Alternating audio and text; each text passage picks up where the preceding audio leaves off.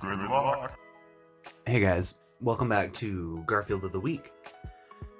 This is a show about Garfield where I read the Garfield comic of every week and talk about what's going on every week. Sometimes it's just reading the comic, other times it's things like this. And today's video is I'm gonna watch a YouTube video and I'm gonna react to it. I'm gonna tell you what I know and how I agree with the creator of the video, who I respect incredibly. And as a little background for you guys, I've been in the food industry for almost as long as I've been a working person, which is about a little more than 15 years. Almost like 8 years of that experience was in soup, like high-end soup factory kind of work. And I saw this video and it spoke to me. I haven't watched it yet, so you're gonna see my live reaction to it. And I'll probably start doing more cooking style videos, because cooking is something I really like, and I have to transition out of it professionally pretty soon because my body just can't keep up with it. It's really demanding and hard work. It's really demanding and hard work. I'll probably start doing more content about food because Garfield loves food. So do I. Food makes me really happy. So thanks for stopping in. Welcome to Garfield of the Week. We're nice to everybody here, and enjoy your stay. We're gonna watch a video. Thanks for hanging out. Hello, this is Chef John from foodwishes.com with real lasagna soup. Do you think he talks like that in real life? I bet he does. That's right. I'm going to show you how I think this incredible soup should really be made. But there is one potential Look problem. at that ricotta. If you make this, there's a very good chance you never do regular lasagna again. So consider yourselves warned. And to get started, the first thing we'll do is boil some lasagna noodles in some boiling salted water. And this is a hot take. Is he going to be using... This is raw pasta. He's not using pre-cooked lasagna sheets. That's good. It's a good sign. This is already Usually making for me hungry. lasagna soup, Yeah, no, I agree, break up these Garfield. raw noodles, and we would cook it in the soup once we were ready to serve, which is fine, but we deserve better than fine. So what I did in this very successful Yes, we do. experiment was boil these noodles for about 4 minutes, just to partially cook them. And then after about 4 minutes, I fished them out into some cold water, which of course stops the cooking process.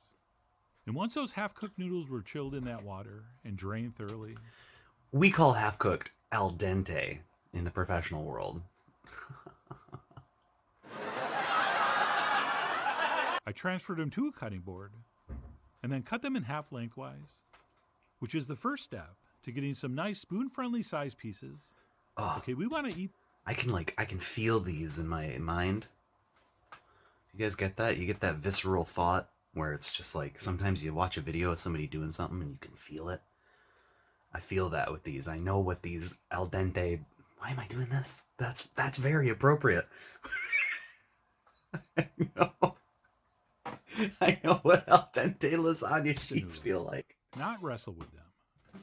And once those were cut as shown, I transferred those onto a parchment paper lined baking sheet, and I arranged those in a couple overlapping rows, since what my plan was to brush these with butter and then basically toast them in a very hot oven, since the one thing every lasagna soup recipe is missing, except for this one, is the taste and texture of an actually baked lasagna noodle. And not to spoil the ending, right. but it really did To work get it like crispy. a charm.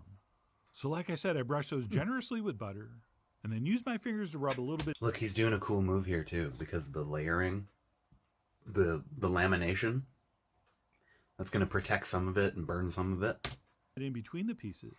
This And guy's the once that was best. set, I transferred it into the center of a 475-degree oven for about 15 minutes, or until those noodles I had didn't dried think out, lasagna could sort be of improved blistered on, and but I turned think he's over. gonna do it. And as you can see, Yeah, some that's of a the good pieces point. on the outside actually caramelized to a dark brown and got crispy. Yes, just like the edges of an actual lasagna. And that's it once cool. All we need to do is cut or break these pieces into like 1.5-inch sections, and those will be ready to add to our soup later. So I'm going to go ahead and let those cool before I do that. And we can move on to making the base for our soup, which we'll start by adding a pound of beef to our soup pot, to which we've added a couple tablespoons of olive oil, And we place that over high heat. And besides the beef, I'm also going to add a half Ground a pound beef. of Italian sausage. He's going ground beef which I bought lasagna. in bulk. But you can just take a couple Italian sausages. What was that? Is to he which we've doing added a two couple meats? tablespoons of olive oil. And we place that over high heat. And besides the beef, I'm also going to add a half a pound of Italian sausage. Which I bought in bulk. Oh, Italian But sausage. you can just take a couple Italian sausage links and remove the casing, which works just the same. And what we'll do is take a spoon or a spatula, and we'll go ahead and break this. Mixing meats. Mixing meats, while a known thing I feel is undervalued amongst home cooking. Home cooks don't mix meats. You gotta mix your meats. It's so good. Have you ever mixed beef and pork together? Ground beef and ground pork? So good. Like a little bit of ground lamb in beef to make burgers? Fuck. Meat up. And for a change, I'm not going to break up this meat super small.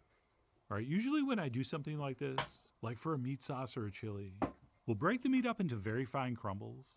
But for the best lasagna soup, I think we want this meat to stay in larger, more identifiable pieces. Okay, we don't want a paste, and we want to have something to bite into. So I'm going to stop breaking up my meat right about here.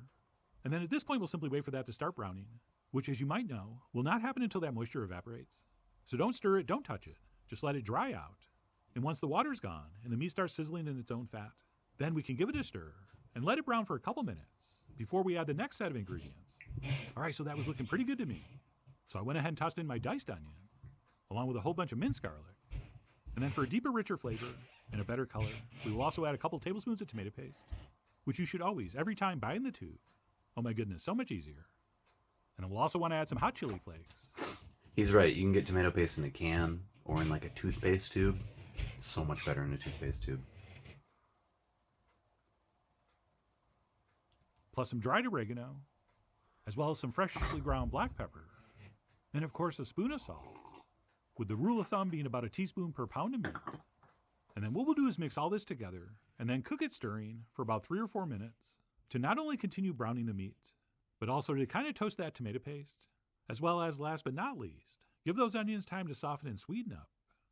And once those onions do start to turn translucent,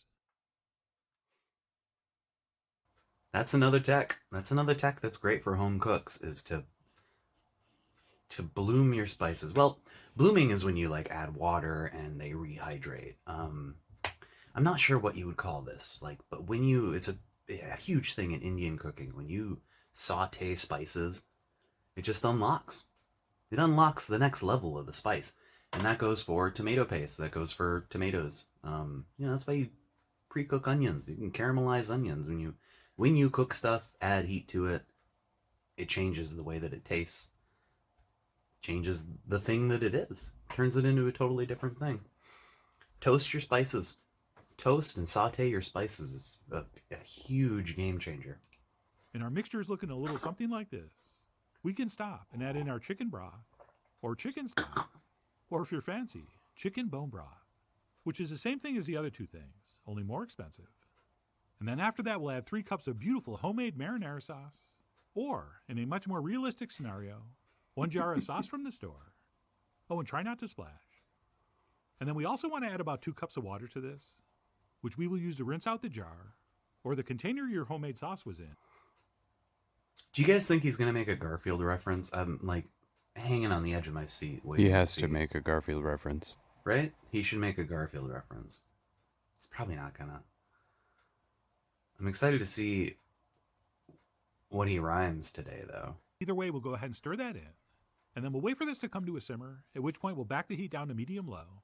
And then we'll let our soup simmer, stirring occasionally, for about 45 minutes. And while our soup simmers, there's going to be a certain amount of fat that floats to the surface. And how much, or even if we skim that off, is going to be up to you. Don't skim. I mean, you are, after all, the Cheshire Cat, of whether to remove the fat. And as that fat cat once said, let your need guide your behavior. And if you need this soup not to have fat on the top, go ahead and skim it off. That was a good one. He rhymes in all of his videos. He always has like one good rhyme. And it was a cat. Did you catch that? That was a cat rhyme. It's pretty close. But I do Pretty like close the to way it Garfield. looks, since it's super flavorful. But anyway, besides skimming and giving it the occasional stir, like I said, we will let that simmer for about 45 minutes. And while it does, we can move on to mix up our cheese, which is simply going to be some ricotta, mozzarella, and Parmesan cheese, plus a pinch of salt. He pronounces it that we will ricotta. stir together. And please use the real stuff, especially the Parmigiano Reggiano.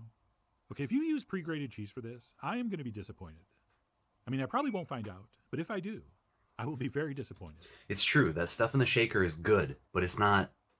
It's a quarter as good as using like a fresh hard block of cheese. Maybe like once a year, I buy a block of cheese for Pecorino Romano from Costco. I still have like a quarter of a block sitting up in my fridge, and it's just... I mean, it's not Parmesan, it's Pecorino Romano. They're different cheeses from different places in the world. But shaving a hard cheese, you haven't lived until you've shaved a hard cheese. And then we can leave that right on the counter, unless you're making this way ahead, in which case you can transfer it into the fridge. And that's it. We'll go back and I gotta make this ricotta cheese mixture. For 45 minutes. I've never mixed other cheeses into ricotta. In fact, I haven't mixed many cheeses together at all, and I was just talking about how great mixing meats is. I'm going to start mixing cheeses. It looks just about perfect to me. And then what we'll do at this point is raise our heat to medium-high, and we'll go ahead and transfer in our cut-up toasted noodles. And once that's been stirred in, we're going to want to cook this about 10 minutes or so, or until those noodles are nice and tender. And yes, even though these were partially cooked, they're going to need at least that long to rehydrate, since they were pretty much dried back out in the oven. But anyway, you'll know, because you'll check them. And that's it after cooking our pasta for about 10 minutes or however long it takes. Once we're happy with it, we can reduce our heat to low. And as you may be able to notice, the starch from that pasta has thickened up our soup a little bit. And by a little bit, I mean the perfect amount. And then we'll finish up, if we have it, by stirring in a couple tablespoons of freshly chopped Italian parsley. And then once that's been stirred in, before we start ladling this up into bowls, we should definitely give it the mandatory taste for seasoning and adjust the salt if need be. But mine was just right, so I went ahead and served up. And after filling the bowl, I grabbed a spoon and did a little bit of food styling, since I wanted to make sure we saw some of those edges of the lasagna noodles, so in the pictures it would look a little more lasagna-like. But at home, you don't have to do that. You can skip right to this last step, which is adding a generous amount of our 3-cheese mixture to the soup, and then scattering some freshly torn herbs over the top. Look at that shit. Which for me was a little more Italian. That looks so good. Plus some beautiful sweet basil from the deck. And that's it. What I'm calling real lasagna soup was ready to enjoy. Damn. So let me go ahead and grab a spoon and stir some of that cheese mixture in. And as I took that first bite, I thought to myself, this tastes exactly like a really good lasagna, which based on the ingredient list was no big surprise, but still it's fairly shocking. That looks so good. That looks like I gotta make this. I've made like pasta fagioli before and stuff like that, and like, man, noodle soups are underrated. You know, we get so stuck on like chicken noodle soup, and there's so many other different ways to put pasta into water and flavor it. This is a really good one. I wonder what the rest of the... There's 2 minutes left in this video. I wonder... Usually he does like a different style or something. We'll find out. How close it is, especially since we maintained a soup-like texture, which, by the way, is why I'm calling this real lasagna soup. Okay, so many recipes out there that go by the same name are not actually a soup. Okay, it's more like a bowl of thin tomato sauce with some pasta and some beef and some cheese thrown in, which is really not what I'm into. Right, what we have here is a very rich, very meaty tomato soup that also happens to have all those other lasagna ingredients in it. And hopefully you're going to find out for yourself. But for now, you're just going to have to take my word for it. If you're a lasagna lover and a soup lover, this is absolutely phenomenal. And for me, that little bit of extra work we did, where we cooked the noodles and then baked them in the oven, I gotta focus. I'm switching into soup mode. Was absolutely worth the time and effort. Since buttery baked and toasted pasta noodles that are then cooked in the soup definitely feel and taste differently than if we had just added broken up raw noodles. Okay, you know me. I spend most of my day figuring out how to eliminate steps. So when I add a step to a recipe, there has to be a great reason for it. And this, my friends, was a great reason. But having said that, if you're not into it, and you do just add some raw noodles to the soup at the end and cook it till it's tender, you are still going to end up with an amazing thing to eat. The only thing I would tell you not to do would be the third method, where people boil the pasta all the way until it's tender, and then they simply add the cooked pasta to the bowl and then ladle the soup over. Since what makes a lasagna noodle taste like lasagna is that while it cooks, it absorbs all the flavors of all the ingredients. And if you're just adding boiled pasta in, you're not going to get that same effect. This is like the same reason we do spaghetti wrong in America. People cook the pasta separately from the sauce. Stop doing that. Stop boiling pasta in this much water Stop it. Stop boiling water in this much water and then straining it and then adding the sauce on top afterwards. Just fucking cook that pasta in a shallow amount of water. Transfer that pasta to your sauce in another pan. Mix it all together. Add a little bit of that starch water if you have any left over. That's how you make pasta. Pasta needs to absorb the flavors. That's all. So to summarize, if you can, do it exactly like you saw me do it here. Like I said in the intro, once you start making and eating this stuff, it's going to be very hard to go back to making regular lasagna. It really is that good. Which is why I really do hope you give this a try soon. So please follow the links below for the ingredient amounts, a printable written recipe, and much more info as usual. And as always, enjoy. I'm so glad this guy makes YouTube videos. Alright, that was Lasagna Soup by Food Wishes. That's Chef John. He's great. Check him out. All of his videos are great and really easy to follow. And you can start from the very beginning with no knowledge and know what he's doing. I know it's a little different video this week. You know what? Let's talk about this week's Garfield, though. Check it out. He's an influencer. How is he influencing people? Everybody's in the comic today. Look at this. John, Liz, Odie, Arlene, Nermal, the rat. And then Garfield. Look at Garfield. He's so sleepy. He's so sleepy and cranky. And he walks by everybody, and then he yawns, and everybody falls asleep. And then he says, I'm an influencer.